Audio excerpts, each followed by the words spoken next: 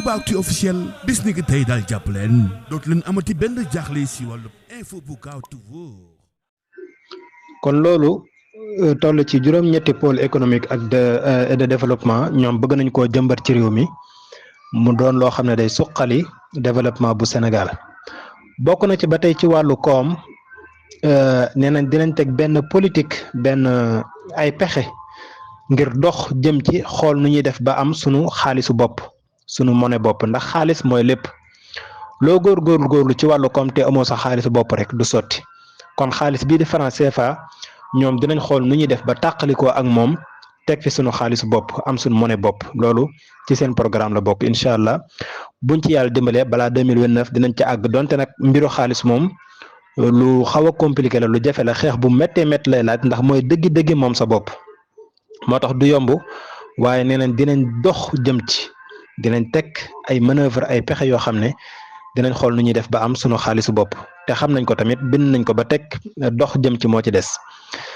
bëgg nañ tamit li nga xam ne mooy li ñuy wax politique fiscale askanu Sénégal wi nga xam ne dañoo war di fay impôt rawatina entreprise yu mag yi nekk ci réew mi loolu tamit bëgg nañ cee liggéey bu sérieux ngir foofu la Sénégal di jële lu baree bari ci alalam bu ko defee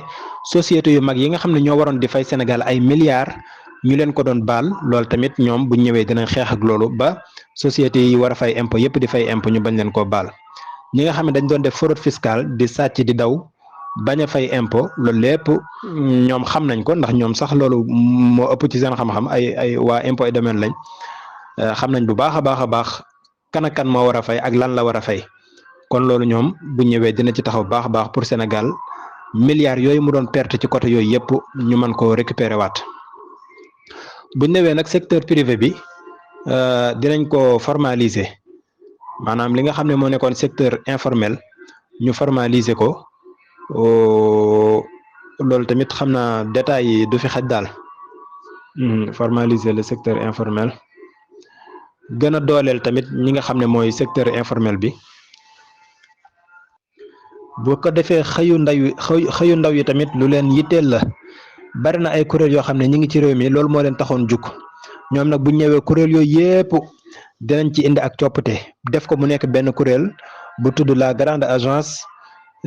xam nga lan sur l'emploi et le travail xam nga lan daal dinañ ko kuréel yu bari yooyu yëpp dinañ ko dama ko bindoon bindum tënk moo tax xamatuma sax lan laa bindoon waaye kuréel yu ndawaan yooyu nga xam ne jamonoy Ablaye Wade def na fi kuréel yu bari ngir wutal ndaw ñi xëy Macky Sall naka noonu waaye ba léegi gis nañu tey la ndaw yi gën a jël Nicaragua tey la ndaw yi gën a jël Barça wala Barsaq tey la ndaw yi gën a dee 2023 bi rek li ci dee musul dee ci Sénégal kon ñoom loolu lépp bàyyi nañ ci xel te am nañ ci ay solution bu ñëwee bu soobee yàlla teg nañ genn kuréel goo xam ne mooy lëkkale kuréel yooyu yëpp ngir wutal ndaw ñi xëy te am nañ ci ay solution bu baax a baax ndax li ma lim nii ci kaw rek loolu lépp day joxe liggéey coppite gi ñu bëgg a indi ci wàllu napp gi wàllu mbay mi wàllu càmm gi ak pôle économique et de développement yi ñu war a jëmbat ci réew mi ak dekkalaat dex yeeg maanaam loolu li ci nekk ci emploi kenn xamul nu mu toll lii moom dafa nekk programme boo xam ne bu réalisable la maanaam boo ko tiimee yow da ngay xam ne lii luñ mën a def la te ñoom dañ lay wax niñ koy defee incha allah daal ñii moom buñ leen falee rek bu soobee